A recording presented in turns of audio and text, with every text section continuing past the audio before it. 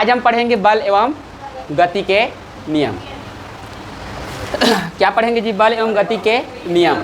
आज का नया टॉपिक है बल एवं गति का नियम। ध्यान से देखते रहना। हम क्या पढ़ेंगे जी? बल एवं गति के नियम।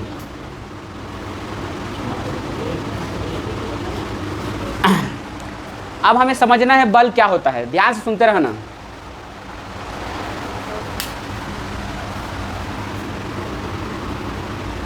मान के चलो मेरे पास, सबसे पहले फोर्स को समझने के लिए मेरे पास एक क्या है, पात्र ले लेते हैं। मान के चलो यहाँ पास क्या है जी? एक वस्तु है। क्या है? एक वस्तु है। समझ में आ रहा है ना? ये वस्तु किस अवस्था में? सबसे पहले देखो विरामावस्था में है। किस अवस्था में है? विरामावस्था। देखो ये जो वस्तु है आपका, ये वस्तु किस अवस्था में है आपका? विरामावस्था। क्या अवस्था में बताओ? विरामावस्था में है। अब यहाँ पास एक चीज़ समझना, अगर इस वस्तु को मैं यहाँ तक ले जाना चाह रहा हूँ, कहाँ तक ले जाना चाह रहा हूँ? यहाँ तक। अब ये विरामावस्था में है, तो अब बताओ, मान के चलो मेरे पास यही मार्कर है। मार्कर को मैं यहाँ पे रखा हूँ। मार्कर यहाँ जाना चाह रहा है, यहाँ ले जाना चाह रहा हूँ मैं मार्कर को। तो मार्कर तो स्वयं यहाँ चल करके नहीं जाएगा कि चला जाएगा? नहीं जाएगा। तो या तो इस पर बल लगाना पड़ेगा। क्या लगाना पड़ेगा? क्या लगाना पड़ेगा? तो यहाँ पर मैं इसको क्या देता हूँ? फोर्स देता हूँ। इस वस्तु को मैं क्या करता हूँ जी? फोर्स दे रहा हूँ, बल।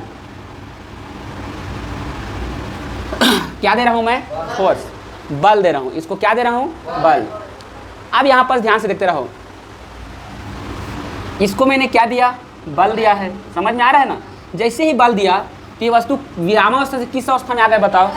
गत्यावस्था में आ गया। ये किस अवस्था में आ गया बताओ? गत्यावस्था। किस अवस्था में आ गए जी? अब यहाँ पर देखो बल, जो बल है स्वयं बल लगा रहा है कि किसी दूसरे के द्वारा दिया जा रहा है? मतलब बल बाह्य कारक है कि नहीं है बताओ? देखो यहाँ पे क्या होता है, सबसे पहले देखो, बल वह बाह्य कारक होती है जो किसी विरामावस्था को गत्यावस्था में ला देती है। विरामावस्था में था तो बल एक ऐसा बाह्य कारक है कि नहीं है जो विरामावस्था को किस अवस्था में ला देता है या गत्यावस्था में लाने का क्या करता है? प्रयास करता है। देखो बल की परिभाषा बोलोगे, कैसे लिखोगे? बल वह बाह्य कारक है जो किसी वस्तु को विरामावस्था से, क्या अवस्था से जी? गत्यावस्था में ला देती है या लाने का क्या करता है? प्रयास करता है। क्या कहलाता है आपका? बल कहलाता है, फोर्स कहलाता है। बल वह बाह्य कारक है जो किसी विरामावस्था को गत्यावस्था में ला देती है या गत्यावस्था में लाने का प्रयास करती है। क्या कहलाता है आपका? बल कहलाता है। अब हमारे पास क्या था? सबसे पहले देखो मैं क्या लिया था जी? दो वस्तु लिया था। क्या, कितने वस्तु लिया था? दो वस्तु। इसको मैंने क्या दिया था? फोर्स दिया था, बल। अब देखो भाई, जब इसको मैं फोर्स दिया हूँ, ध्यान से देखते रहो, तो यहाँ पे विरामावस्था में, किस अवस्था में है आपका? विरामावस्था में। ये किस अवस्था में है आपका? गत्यावस्था में है। तो अब बताओ यहाँ पे वस्तु का वेग क्या रहेगा? u रहेगा कि नहीं रहेगा? कि नहीं रहेगा बताओ? अब वस्तु को यहाँ से मैं यहाँ पहुँचा दिया तो वेग क्या हो जाएगा बताओ? v हो जाएगा। होगा कि नहीं होगा? और आप ही लोग बताओ यार मेरे को, इस वस्तु का द्रव्यमान होगा कि नहीं होगा? कि नहीं होगा? द्रव्यमान क्या होता है? समान। तो यहाँ पे क्या हो जाएगा हमारे पास? देखो बल बराबर क्या बराबर हमारे पास? बल बराबर क्या हो जाएगा? वेग में परिवर्तन गुणित कितना हो जाएगा? द्रव्यमान। क्या होता है आपका? द्रव्यमान। याद रखना क्या होता है जी? द्रव्यमान। समझ में आ रहा है ना? परिवर्तन बटे क्या होता है यहाँ पे? समय। इसको क्या लिख देंगे? समय। याद रखें, वेग में परिवर्तन बटे समय गुणित क्या होता है? द्रव्यमान। बल को क्या से व्यक्त करते हैं? आप बताओ, वेग में परिवर्तन। तो आप लोग को मैं सिखा चुका हूँ अगले क्लास में कि अंतिम वेग को प्रारंभिक वेग के साथ क्या कर देते हैं? माइनस कर देते हैं। तो यहाँ पे क्या हो जाएगा? v माइनस कितना हो जाएगा? u बटे कितना हो जाएगा? t इंटू कितना हो जाएगा? m। चूँकि आप लोग सब के सब पढ़ चुके हो, v माइनस u बटे कितना होता है? t बराबर कितना होता है जी? a। होता है कि नहीं होता है? कि नहीं होता है? तो अब यहाँ पे बताओ मेरे को, a इक्वल टू मैं इसके जगह में क्या लिख सकता हूँ? a लिख सकता हूँ। ए इंटू क्या लिख सकता हूँ मैं, एम। अब यहाँ पर देखो ए बराबर कितना हो जाएगा, एम ए। ये क्या बन गया आपका सूत्र। तो बल बराबर क्या होता है सूत्र जी, द्रव्यमान गुणित क्या होता है।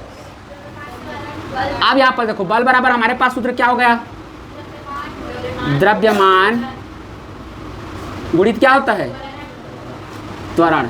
द्रव्यमान गुणित क्या होता है, त्वरण होता है कि नहीं होता है। अब यहाँ पर इसका हमें क्या निकालना है, मात्रक निकालना है। क्या निकालना है, मात्रक। अब यहाँ पर देखो क्या होता है, बल बराबर क्या होता है हमारे पास, द्रव्यमान को हम क्या से मापेंगे, केजी। क्या है जी आपका, द्रव्यमान है तो केजी मापेंगे कि नहीं, केजी इंटू कितना हो जाएगा, त्वरण का मान क्या होता है, मीटर प्रति सेकंड का क्या होता है, स्क्वायर होता है। तो अब यहाँ पर देखो द्रव्यमान ए बराबर हमारे पास कितना होता है, केजी मीटर प्रति क्या हो जाएगा, सेकंड स्क्वायर। चूँकि यहाँ पे बता दे रहा हूँ केजी मीटर प्रति सेकंड स्क्वायर को एक शब्द में क्या बोलते हैं, न्यूटन। क्या बोला जाता है जी, न्यूटन। तो हमारे पास कितना हो जाएगा, बल की मात्रा क्या हो जाएगा हमारे पास, न्यूटन। बल की मात्रा क्या हो जाएगा, न्यूटन। समझ में आया ना, बल की मात्रा क्या होगा, न्यूटन। इस चीज़ को हमेशा क्या रखोगे, याद रखना। अब यहाँ पर देखो ध्यान से, पहला क्वेश्चन इधर देखो जी, पहला क्वेश्चन, यदि 500 ग्राम के द्रव्यमान, देखो यदि 500 ग्राम के द्रव्यमान का वस्तु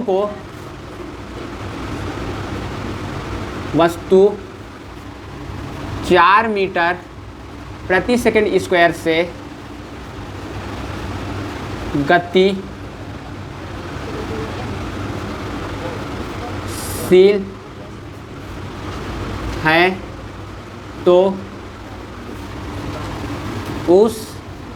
है तो उस वस्तु पर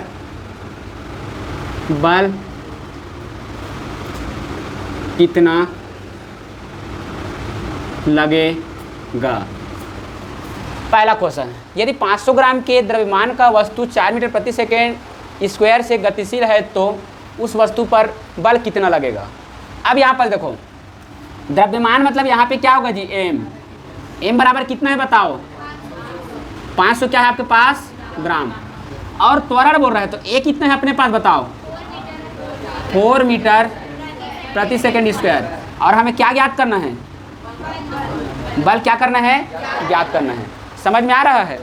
अब यहाँ पर ध्यान से देखो, तो हमारे पास बल बराबर सूत्र क्या है बताओ, एम इंटू क्या है, ए। तो ए पी इक्वल टू हमारे पास एम का मान कितना है, 500 गुणित कितना हो जाएगा, 4।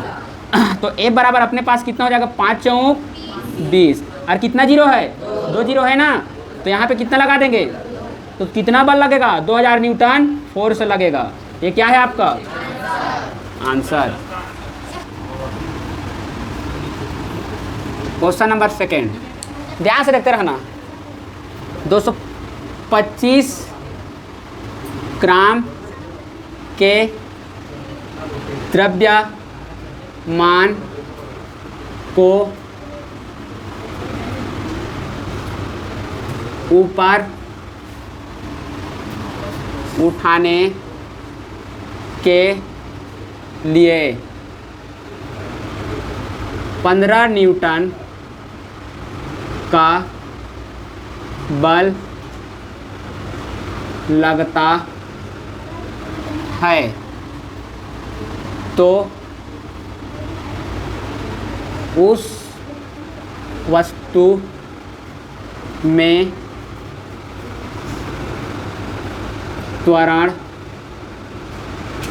क्या होगा, उस वस्तु में त्वरण क्या होगा। ध्यान से देखते रहो इधर।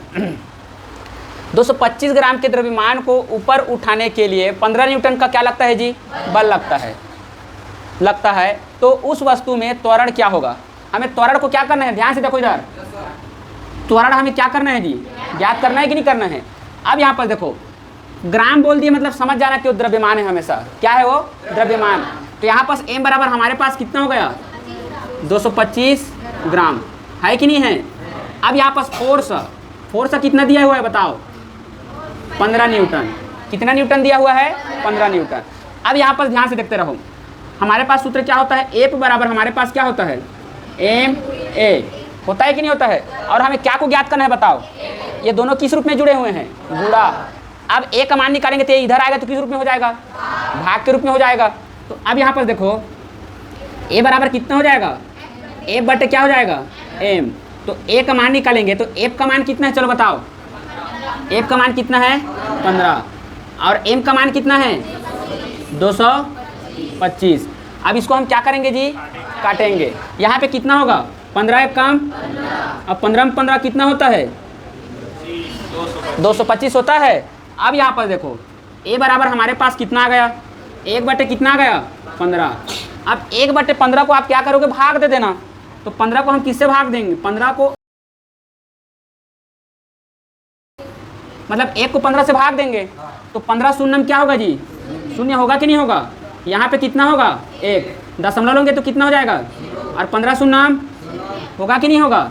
यहाँ कितना हो जाएगा? और 1 जीरो और बढ़ जाएगा। 15 छक्का कितना होता है? 90 होता है कि नहीं होता है? तो यहाँ पे कितना बचेगा? 10 बचेगा कि नहीं बचेगा? फिर जीरो आ जाएगा। 15 छक्का मतलब वो आता रहेगा। समझ में आ रहा है ना? क्या होता रहेगा आपका? आता रहेगा। तो यहाँ पर बताओ ए बराबर हमारे पास कितना आ गया? 0.066। अब त्वरण निकालना है तो त्वरण का मात्रा क्या होता है? मीटर प्रति सेकंड का स्क्वायर। ये क्या है आपका?